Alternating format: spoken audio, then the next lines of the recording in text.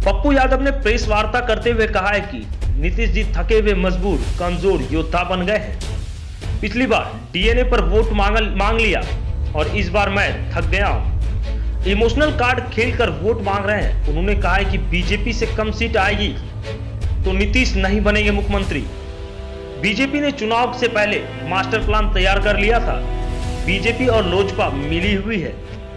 ओवैसी और उपेंद्र कुशवाहा को BJP funding कर रही है। मैं अपील कर रहा हूं कि कल तीसरे चरण के मतदाताओं को कि वो वोट कटवा को चुनाव ना दे। बीजेपी खुद मुख्यमंत्री बनने के लिए सारे गेम प्लान तैयार कर चुकी है।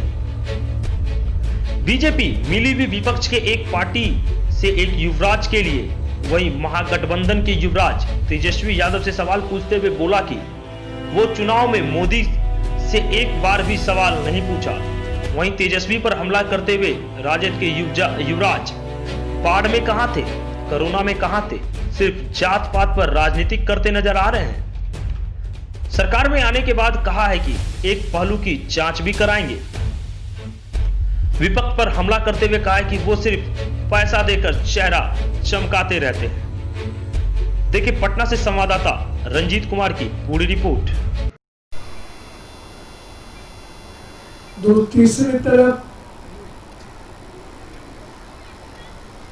ओबीसी, मायावती और कुशवाहा को बीजेपी ने फंडिंग किया पूरी मुकम्मल तौर पर। मायावती उत्तर प्रदेश में बीजेपी को वोट दे रही है। मैं कल के वोट में अपील करता हूं हर मुसलमान भाइयों से कि किसी भी परिस्थिति में मायावती गठबंधन को आप वोट ना दें। कंप्लीट रूप से ये बीजेपी का गेम प्लान है, फंडिंग है। जब ओबीसी का मात्र फर्स्ट फेज में एक सीट था तो वो 20 जगह सभा क्यों की? जोगी जो चुका नीतीश कुमार ने तो कहा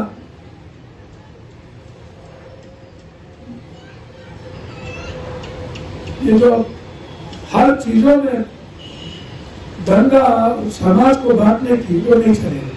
सर आप कहें कि बीजेपी का सारा गेम प्लान है और लोजपा को भी उसने खड़ा किया है अगेंस्ट में, और सर महागठबंधन के भी एक पार्टी के पक्ष में बीजेपी, लेकिन बीजेपी तो सर नीतीश कुमार को अपना नेता मानती है। सर मोने राम बगल में छुरी नहीं हो तो थोड़ा थोड़ा हाथी के खाने के बाद अलग, दिखाने के बाद अलग। कोई आज से प्लान नहीं है। नेता मानती हो क्या करती हो?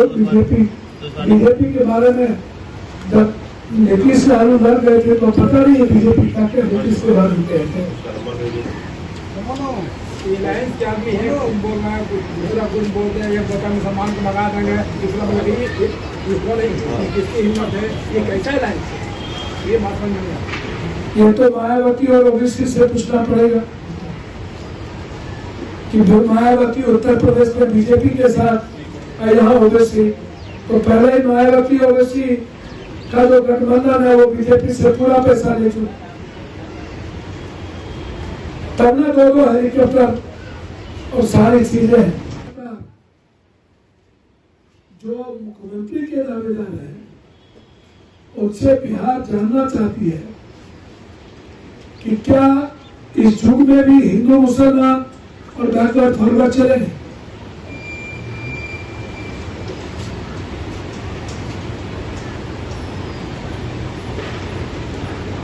इसका मतलब है कि विपक्ष के पास बैकवर्ड फॉरवर्ड के अलावा दूसरा कोई एजेंडा नहीं है।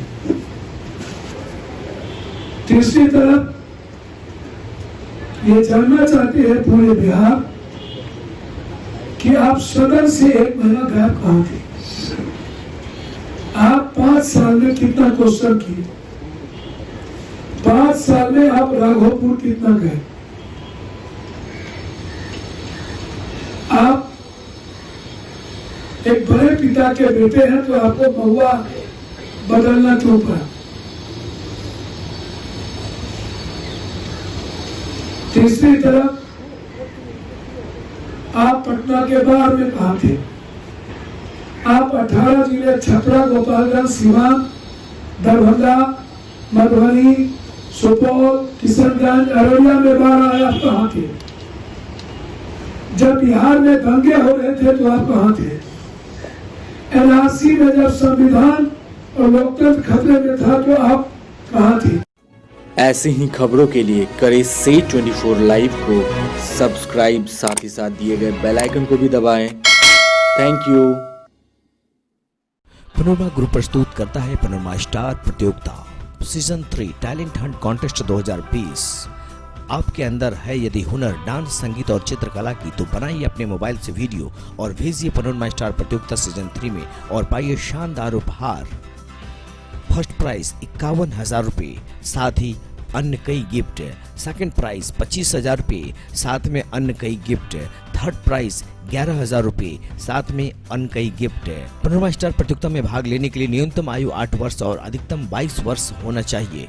ऑडिशन के लिए वीडियो भेजने की अंतिम तिथि है 5 नवंबर 2020। वीडियो 2 मिनट का होना चाहिए। हमारा व्हाट्सएप नंबर है 7549000057।